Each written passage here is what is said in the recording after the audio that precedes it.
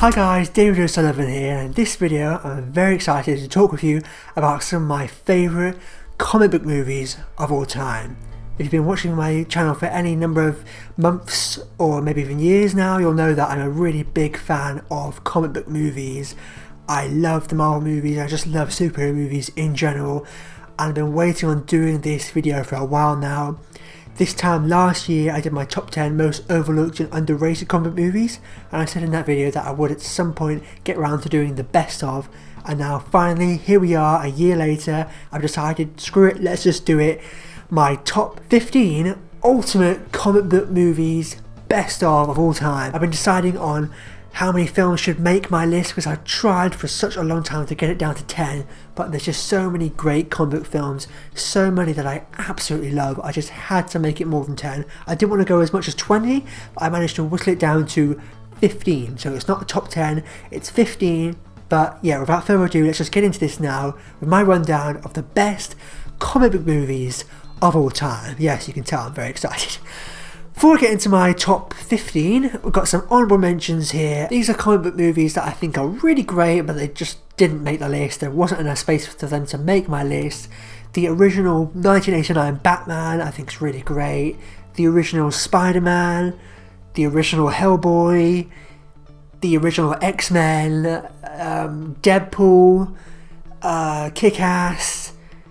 There's just a lot. There's a lot of comic book movies that I really like, that I think are really good, and in the end they just missed out on a place on my list. With that out of the way now, let's just get straight into this. And at number 15, kicking off my best comic book movies of all time, we have Men in Black. Yes, a lot of people may not realise Men in Black is actually a comic book movie. I mean, not really, but it is actually based off of a Marvel comic series, or a comic book series called Men in Black, which was then later picked up by Marvel, so it is essentially a comic book movie. Yes, it's not a superhero film, but it is technically speaking a comic book movie, and I really love the first Men in Black, so it had to make our list. Just squeezing on in there at number 15. Men in Black, I mean, what is there to say about it? It's so great. I remember when this first came out back in the late 90s, being around my friend's house, watching it for like the very first time, and it was just so cool and different and original and unique. I'd never seen anything like it before. Obviously, it's not that unique now, but at the time, it was just really cool and different, and I just loved the whole kind of comedic take on the kind of sci-fi concept of these kind of government agents working at this facility. Aliens are actually among us, it's all secret, and it's kind of wacky and oddball, and I just absolutely love the original. Men in Black 2 wasn't very good, Men in Black 3 was alright, but the original was just a classic. I think it's just a sci-fi comedy classic. It was so great, so funny. Will Smith, Tommy Lee Jones were both really great in those two roles, and I love the original Men in Black, so I had to make my list, squeezing on in there at number 15. And at number 14, we have Dredd. If you watch my last top 10 list, you'll know that I really like Dredd. It just made it in on my top 10 best action movies. I was considering putting Dark Knight on that list, but even though The Dark Knight is a far superior film, I think the action in Dredd is better. You know, the Dark Knight trilogy aren't exactly known for their action sequences, but Dredd I think is so good, and I think really underrated and really underappreciated. I said this in my last video in the top 10 best action movies, but I think it is really great. People overlook how great I think that movie was because it's very contained. It's just in the apartment block, like a kind of Raid, Die Hard almost kind of thing, but it's just so well executed, so well filmed, really kind of filmed in a very kind of creative, inventive and stylistic way. It's so cool to look at. Carl Urban nails it as Judge Dredd. He is so good. Olivia Thirlby as Judge Anderson is really great as well. If you want to know more about what I think about Dredd, link down below for my written review of Dredd. But yeah, also Lena Headey as the villain, Mama. And I didn't think about this at the time, but I can't really think of any other comic book movie that has a female villain. I can't really think of anything, and she is so great in that role. I didn't even realise that was her at the time. She's almost unrecognisable. She's really great as that psychotic serial killer Mama, and yeah, I just absolutely love Dredd. There's got nothing but good things to say about it. So there we go, at number 14 is Dredd. Getting into number 13 now, this is another comic book movie that I really love obviously, and it is X-Men First Class. I was absolutely obsessed with X-Men First Class when it first came out. Me and my friend loved it. We just watched it over and over again. We even made an X-Men First Class birthday cake for my birthday. I remember going to my friend's house. We made the cake while watching X-Men First Class, whilst quoting the film. It's the comic book movie that really got me back into comic book movies, because yes, I loved Incredibles, the early X-Men films. Iron Man and those MCU films, but it wasn't until like Captain America First Avenger really and X-Men First Class that I got really back into comic movies again. I got really obsessed with them, and I absolutely loved X-Men First Class. I've said that probably too many times now, but yeah, James McAvoy and Michael Fassbender in those two roles. I mean, they cast those two characters perfectly twice. You know, Ian McKellen and Patrick Stewart as the older versions, and then James McAvoy and Michael Fassbender as the younger versions. They are both so great, a really great origin story for the X-Men and the relationship between Charles and Eric. Again, I've done a written review of X-Men First Class. If you want to know more about what I think, link down below. But yeah, X-Men First Class, so great, one of the best X-Men films. Getting into number 12 now, and we have Hellboy 2, The Golden Army. I absolutely love the two Hellboy films. I love the first one, but I think the second one might be even better. I like the second one even more, even though I really do like the first one. I'm so annoyed there's not going to be a third Hellboy film. Not necessarily surprising, because I didn't do that amazingly at the box office. The second one came out back in 2008. I really do feel like if a third one came out now, it would do better. But anyway, I love these two Hellboy films. I'm really annoyed there's not going to be a third one to complete the trilogy, but I love what Guillermo del Toro brought to those two Hellboy films. The cast, Ron Perlman as Hellboy was just perfect. You know, Doug Jones as Abe Sapien. Everything about these Hellboy films I love. They're different, they stand out from the crowd, they've got their own kind of visual aesthetic and feel to them. They don't look like any other comic book movies, you know, they're very much Del Toro films. There's almost kind of Pan's Labyrinth influences in there. I just love those two movies. I think Hellboy 2 is really underrated as well. I think they both are, but for me Hellboy 2 is even better than the first. There's so many fantastic, beautiful, poetic moments in the film that I think a lot of people overlook. It's really great. So if you haven't seen Hellboy 2, if you haven't seen it in quite a while, I definitely recommend going back and rewatching those first two Hellboy films, because for me, I think they're really great. I absolutely love them. At number 11 now, we've got Guardians of the Galaxy. The first MCU film on the list. Guardians had to make the list, and even though it's quite low down, I do love Guardians. I think it's really great. I mean, what else is there to say about Guardians that hasn't been said already? I remember seeing it with my friend back in the cinema when it came out. It's one of the best experiences I've ever had in the cinema as well. I had so much fun watching Guardians. I think Avengers is the better film. I think Loki's a better villain than Ronan. That's what edges Avengers out for me. But Guardians, I think, is probably even more entertaining. I think it's the funniest of any of the Marvel films we've had yet. But it was humour that worked. It just felt natural to the characters and the story.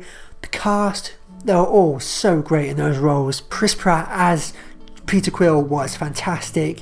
And yeah, there's just nothing not to like about the Guardians. It's just so great. Getting into the top 10 now, and coming in at number 10, we've got Iron Man. Iron Man had to make the top 10 because I might like Guardians more. I think Guardians might be the more entertaining, might be the funnier of the two, but Iron Man, I think, is the better film, and it can't be overlooked. The very first MCU film, and it really changed the game. It gave us an origin story for a different kind of superhero we hadn't seen before. Wasn't Superman, wasn't Batman, wasn't X-Men or anything like that. We got Iron Man, a very different kind of superhero, and what Jon Favreau brought to that film was really great.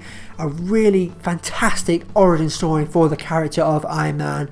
And Robert Downey Jr., of course, he just is Tony Stark. He's just perfect for that role. I can't imagine anyone else playing that role but him. And the first Iron Man film is probably the best one we've ever had, and one of the best Marvel movies as well. So there we go, rounding out the top 10 we have Iron Man. Getting into number 9 now, I'm going to cheat a little bit here, but I had to. These two both had to make the list, and I really couldn't decide which one should go above the other. But coming in at number 9 in a tie position is X-Men 2 and X-Men Days of Future Past. I think X2 and Days of Future Past are the two best X-Men movies. As much as I love First Class, I think Days of Future Past was even better, and I think X2 may even be the best of the series. It might just edge out Days of Future Past for me, but again, I love them both so much, they had to both make the list.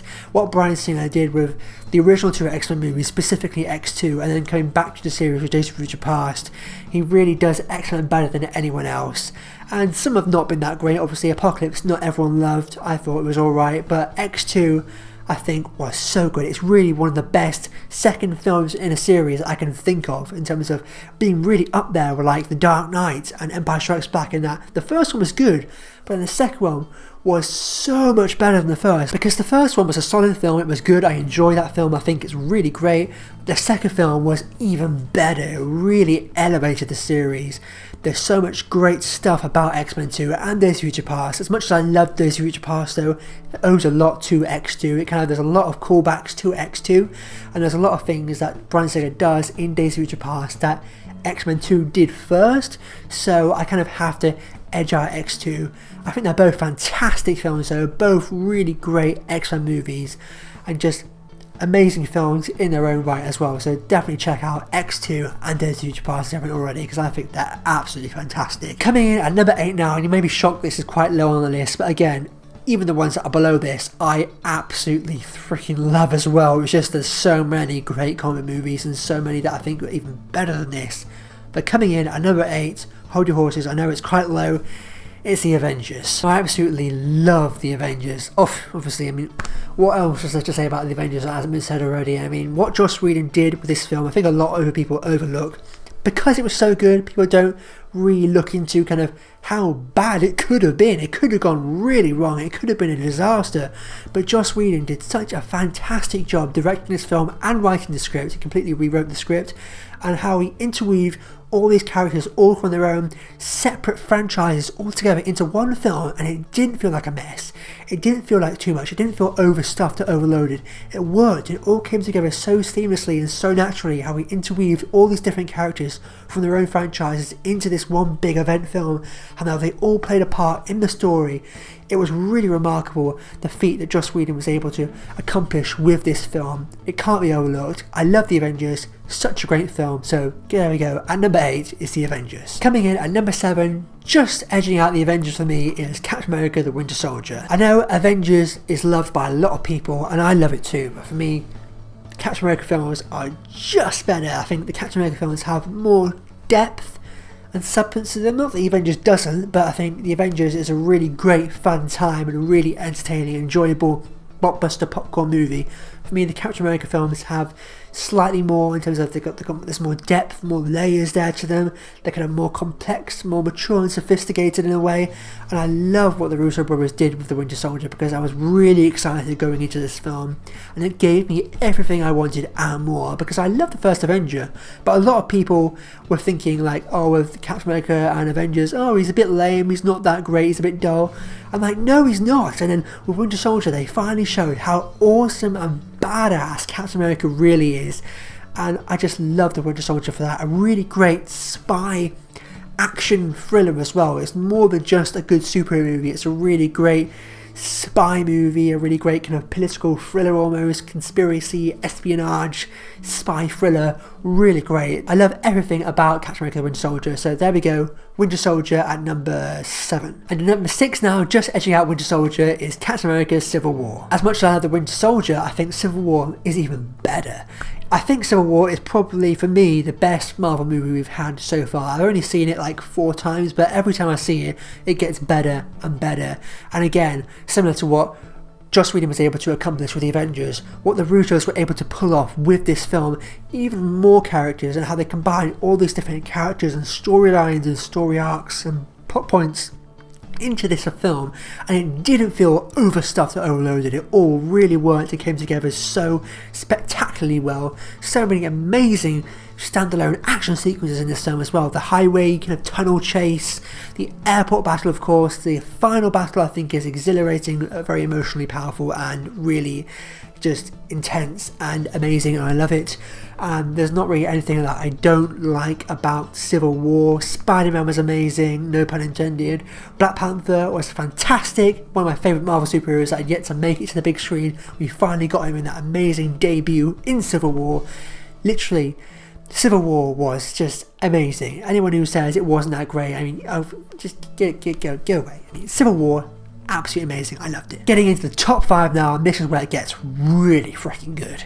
Coming in at number 5 is SpiderMan II. I'm not the biggest fan of the Raimi trilogy as a whole. I think SpiderMan 1 is pretty good. I think it's really good. I did a collaboration with Ryan O'Toole, check that link down below. I'm going to be doing a SpiderMan 2 collaboration with him very soon.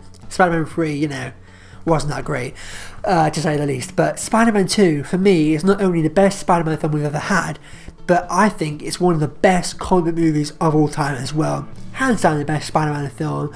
Tobey Maguire was really great in that role. What Spider-Man 2 did better than any other Spider-Man film is that it really showed the kind of the duality of the character, the kind of the two conflicting lives of Peter Parker and Spider-Man, how we see him trying to balance those two lives, sometimes effectively, sometimes not so effectively. How we've got Peter Parker there trying to get on with his life, and then him also trying to save the city as Spider-Man. And it really presented that better than any other Spider-Man movie we've ever had. I'm looking forward to Homecoming, I really am. I think Tom Holland's great in that role, but for me, Spider-Man 2 is the best Spider-Man film we've ever had. Alfred Molina as Dr. Octopus was such a terrific villain. For me, he's one of the best superhero movie villains we've ever had on the big screen. He was fantastic in that role. And of course, the train sequence. You can make fun of Tobey Maguire's poop face, but that sequence is just riveting. It's such a fantastically well choreographed and directed sequence. How they're fighting on the building, they fall onto the train, they fight around the train, he stops the train. That sequence is absolutely flat out extraordinary. It has to be on the list for that scene alone. And I love the Danny Elfman score.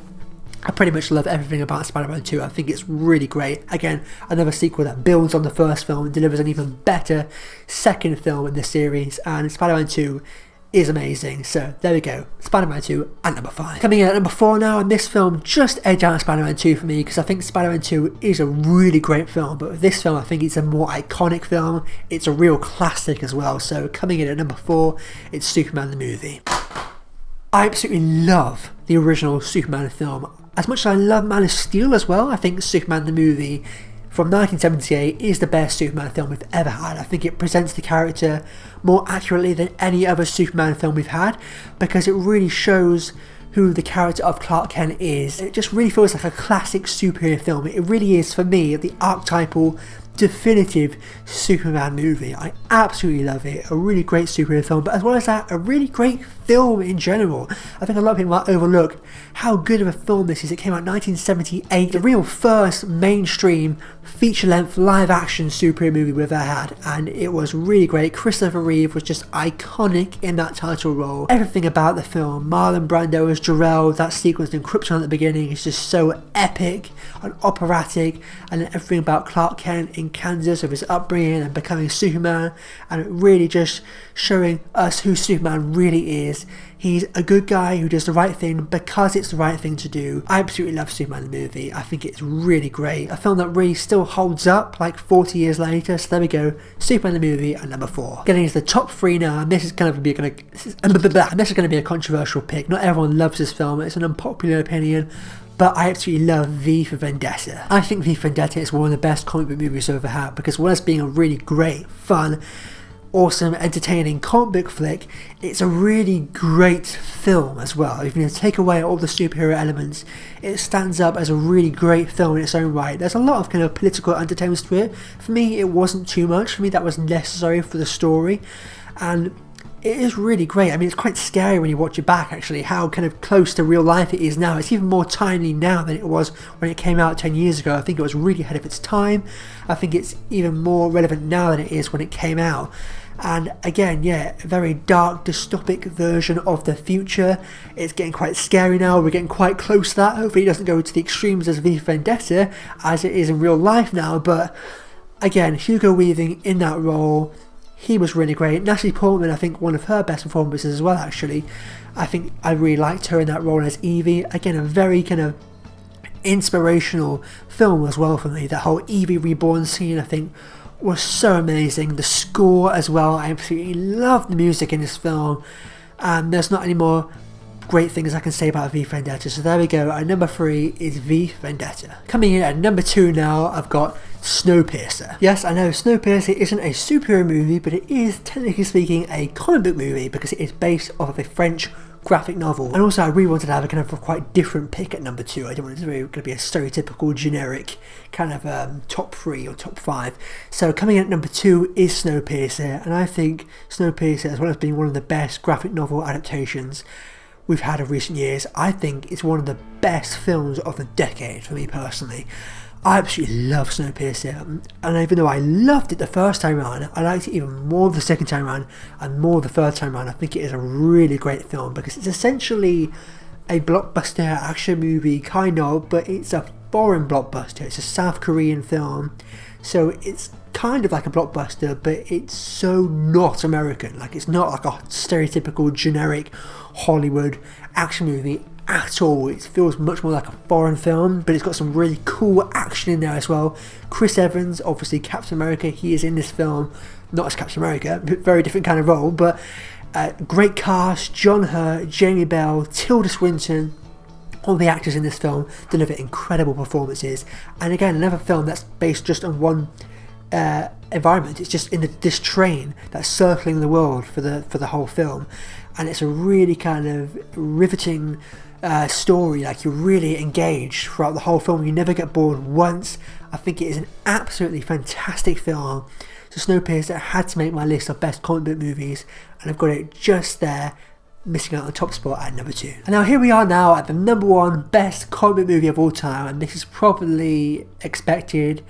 You know, it's not going to be much of a surprise, but I had to include all 3 films on this list, and I can kind of count it as one because I consider them all one big movie. And at number 1, it's the Dark Knight trilogy. For me, I think the Dark Knight trilogy are the best superhero movies of all time. Yes, that's 3 films, but I can kind of count it as one because it's a standalone trilogy by Christopher Nolan. They all kind of connect. You can watch them all back to back, and it's really one big story and one big movie spread across 3 films essentially. Batman Begins, Dark Knight, Dark Knight Rises. I love all of them. I know Dark Knight Rises gets a lot of hate. I think Dark Knight Rises is really great. I'm a poet, I didn't know it. However, I don't think Dark Knight Rises is as good as Dark Knight. I'd probably put Batman Begins second as well. But I think Dark Knight Rises is still really good. And for me, what makes the Dark Knight trilogy films better than any other comic book movie we've ever had is that, as well as being great comic book films and great adaptations of the Batman source material from the comics, they're really great Batman movies, but they're really great films in general. And what the Dark Knight films do, as well as like V for Vendetta and Snowpiercer, is that they transcend the superhero movie label. They're not just good superhero movies, they're way more than that. They're great films in general. They are great superhero movies, but they're great genre films as well. Like, they're not really superhero films. I mean, they're Batman movies, but they're great kind of crime action thrillers. Like, you look at The Dark Knight. I mean, what is there to say about The Dark Knight that hasn't been said already? But what makes The Dark Knight so great is it transcends the superhero movie label. It's a great crime saga, this really kind of thrilling crime action movie that just happens to feature Batman and the Joker, and that's what makes the films of the Dark Knight trilogy so great. They are great Batman movies. It's great seeing all these characters brought to life in such a fantastic, well-realised way, but they are just amazing films as well. Like, even if you're not a fan of superhero movies and not a fan of like comic book movies, you can watch these films and they really stand up on their own as great films in their own right. Each of them I think are amazing. Batman Begins may even be my personal favourite. I love that movie. I love a great origin story, and it was such an amazing origin story for the character of Batman, seeing how and why he becomes Batman. The Dark Knight I think is probably hands down the best superhero movie of all time. I mean, Heath Ledger as the Joker, Oscar winning performance there, and there's no point me talking any more about it because everything's been said already. He was just absolutely spectacular in that role. He really became that character. It's like you were actually watching the character of the Joker on the screen. You didn't see Heath Ledger, and he just was absolutely terrific in that role.